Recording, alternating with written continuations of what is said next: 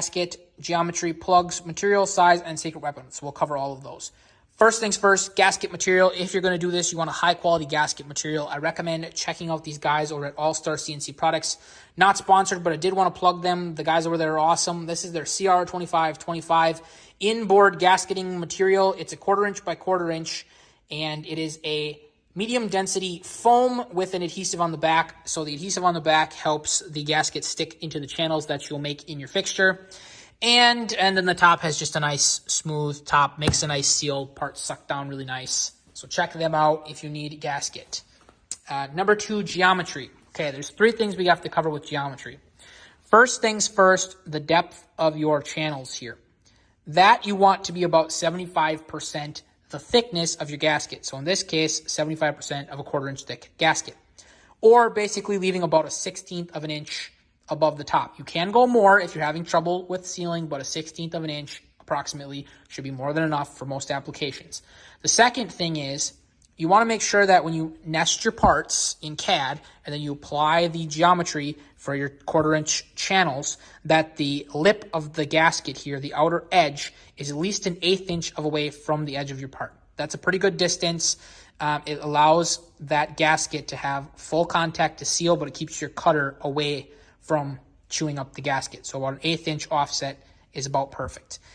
Third thing that you want to remember with geometry is radius all your corners. So my parts are pretty simple. They're rectangles, but let's say you had some crazy other stuff going on. You don't want any hard, sharp transitions or corners. You want to ease through and use radiuses. Those are your friend. I recommend about a 1/2 inch minimum.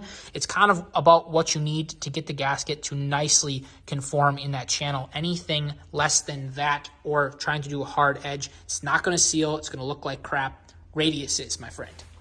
So that covers geometry. Number 3, plugs. Okay, plugs. This is something that I learned from, shout out to Jay Pearson's videos on vacuum work holding for CNC machines. Not necessarily routers, but this translates. So if you drill these holes through here to allow the vacuum to enter these closed off channels or slots or whatever you want to call them, where it's going to hold down the part. If you size these appropriately, that you can tap them.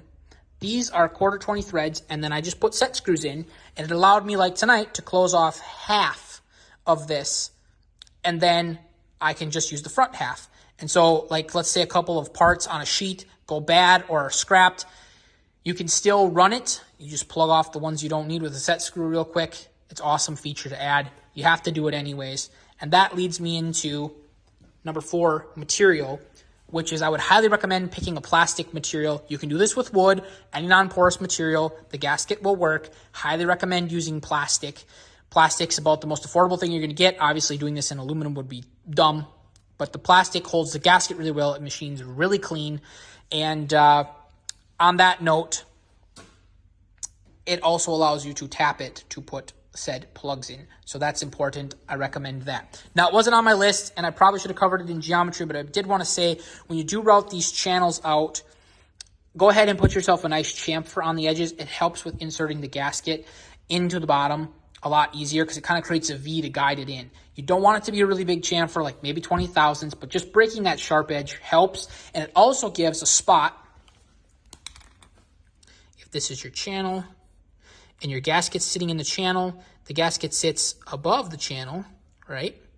By having those tapers on the edges, it gives a little bit of extra area for the gasket to sit in when the gasket is compressed and fill up that little extra void on the edges. It just helps to prevent the gasket from getting caught between the channel and the top of your part and not fully compressing down, and it could cause issues with your Z heights. So I highly recommend putting a slight chamfer on the edge of all of your channels.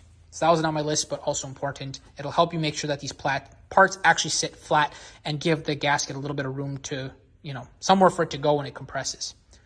So that was material. Size. One thing to take into consideration is size. Now, it's awesome when you can put stuff down, run a full sheet with a full nesting, cover your whole table. But for parts like this, if you do have to do dedicated gasket, I recommend just covering maybe a single zone. You don't want to go too big. Plastic's expensive. Size this appropriately. Get yourself a sheet that's, it keeps it to the front. Don't go more than like 30 inches. You can't reach more than 30 inches comfortably anyways. You're going to have low back pain, all that nasty stuff. So for ergonomics sake, get a smaller sheet. For price sake, get a smaller piece. Split your sheet up into reasonably sized pieces that then you can put on here. Like what I did, I split a 10-foot sheet into roughly 24-inch sections and then plop them on here. The only downside to that is that you do have to load and unload a little more frequently than you otherwise would. But the plus side is you save money on the material. This fixture is expensive to make otherwise if you have to do a whole table, etc., and it puts all the parts within reach, so it's easy for the operator or whoever's standing here to grab them off at the end of the cycle.